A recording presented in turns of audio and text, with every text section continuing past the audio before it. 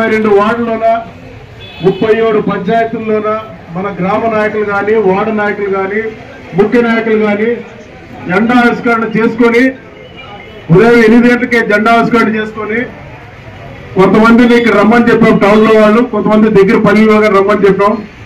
అందరూ బ్రహ్మాండంగా వచ్చారు. అందరికీ ముఖ్యంగా మా తెలుగుదేశం పార్టీ నాయకులకు, నియోజకవర్గ నాయకులకు, కార్యకర్తలకు ప్రత్యేకంగా హృదయపూర్వకంగా ధన్యవాదాలు తెలుపుతున్నాం.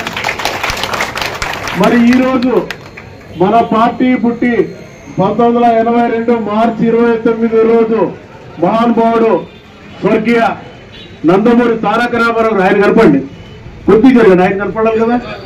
నందమూరి తారక రామారావు గారు ఏ ముహూర్తాన ఈ పార్టీని స్థాపించడం జరిగిందో ఆ రోజు నుంచి రాష్ట్రంలో రాజకీయ చైతన్యం అనేది తీసుకుని వచ్చిన మహానాయకుడు నందమూరి తారక రామారావు గారు.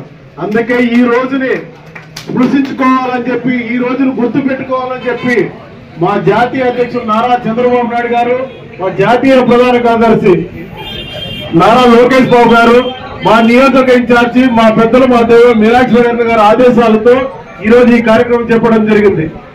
ఈ రోజు దాదాపు 43 సంవత్సరాలుగా ఈ పార్టీ పుట్టిన తర్వాత బీసీలు కానీ ఎస్సీలు కానీ బడుగు బలహీన వర్గాలకు సంబంధించిన రాజకీయ చైతన్యం కానీ, బడుగు బలహీన వర్గాలకు సంబంధించిన సంక్షేమ పథకాల్లో కానీ మా మాజీ ముఖ్యమంత్రి స్వర్గీయ నందమూరి తారక రామారావు గారు వచ్చిన తర్వాత జరిగిందని చెప్పేసి గర్వంగా చెప్పుకుంటాం.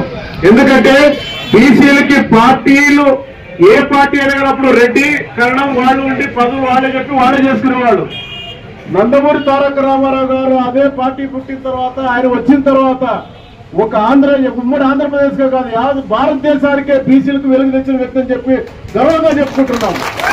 ఎందుకంటే ఆయన వచ్చిన తర్వాతే బీసీలను గుర్తించడము, ఎస్సీలను గుర్తించడం, బడుగు బలహీన వర్గాలు గుర్తించడము ఒక్క నందమూరి తారక రామారావు గారికి చెల్లింది. కాబట్టి ఆయన చూపించిన బాటలోనే మా తర్వాత కాలంలో వచ్చిన నాయకులు తెలుగుదేశం పార్టీ మా ముఖ్యమంత్రి గారు, ప్రజెంట్ ముఖ్యమంత్రి చంద్రబాబు నాయుడు గారు కానీ ఇతర నాయకులు కానీ అదే మార్గంలో పోతూ ఈ రోజు బీసీల్ని మా చంద్రబాబు నాయుడు గారు ఒక్క మాట చెప్పారు, కూటమిలో బీసీకి ఎమ్మెల్యేకి ఇచ్చాం, ఖచ్చితంగా గెలిపించుకోండి రండి అని చెప్తే ఆయన అక్కడ చిత్తూరు కుప్పంలో బస్సులో మీనాక్షి నాయుడు చెప్తే మీనాక్షి నాయుడు గారు వచ్చి ఇక్కడ వచ్చి పార్టీ నాయకులు కార్యకర్తల సమావేశం ఏర్పాటు చేసుకుని తన ఇంటికాడ టెంటేపించి అందరికి నచ్చజెప్పి దాదాపు 3 రోజులు నచ్చజెప్పి కార్యకర్తలు ఎంతో ఆ రోజు ఎంతో బాధపడ్డారు. చాలా మంది వెళ్ళిపోతా ఉన్నారు. వెళ్ళిపోతా నేనంటే పార్టీకి చేస్తాను, మీరు నా మీద అనుకుంటే చేయండి అంటే ప్రతి ఒక్క కార్యకర్త నియోజకవర్గం నుండి వందలాది వేలాది మంది కార్యకర్తలు ఆయన మాట గౌరవించి అరే అన్న చేస్తామన్నాడు, ఎవరైనా కానీ అక్కడ ఎమ్మెల్యే ఎవరైనా కానీ మీనాక్షి నాయుడు అన్న మనకి ఎమ్మెల్యే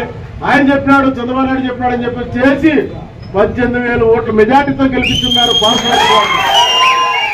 అది మీనాక్షి నాయుడు గారికి పార్టీ మీద ఉండే కమిట్మెంట్. ఆ కమిట్మెంట్ తో ఆయన గెలిపించాడు. సరే ఈ రోజు జరుగుతున్న పరిణామాల గురించి మనం మాట్లాడాల్సిన పని లేదు, అది మన రాష్ట్ర నాయకత్వం చూసుకుంటుంది. మన పార్టీ మన కార్యకర్తలు ఎంత సిన్సియర్ గా ఉండాలి ఈ నియోజకవర్గంలో అనే దానికి ఈ రోజు వరకు ఒక్క నామినేట్ పదవియకపోయినా, ఈ రోజు వరకు ఒక్క ప్రభుత్వానికి సంబంధించిన సంక్షేమ కార్యక్రమాలు అందకపోయినా ఖచ్చితంగా మా పార్టీ మా నాయకుడు ఆదేశాలతో ఉండాలనే ఉద్దేశంతో ఖచ్చితంగా ఉంటారు. ఈ పార్టీ ఉన్నంత వరకు, ఈ తెలుగుదేశం పార్టీలో ఉన్న మీనాక్షి నాయుడు కుటుంబం ఉన్నంత వరకు తెలుగుదేశం పార్టీని నమ్ముకున్న కార్యకర్తలు వాళ్ళకి ఏమి చేయకపోని పార్టీని మీనాక్షి కుటుంబాన్ని నమ్ముకొని ఉంటారని చెప్పి ఖచ్చితంగా గంటబోగా చెప్తాను.